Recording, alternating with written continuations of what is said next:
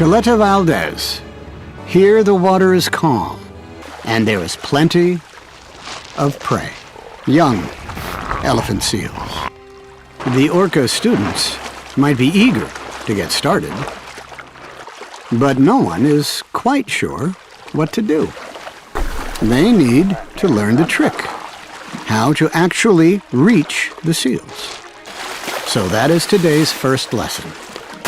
Under Jasmine's supervision, the students launch themselves onto shore. But get it wrong, and you can end up stuck. Jasmine knows just what to do. Next, target practice. Now to try the real thing. Turning on her side, Jasmine demonstrates just how. Every hunt needs an element of surprise.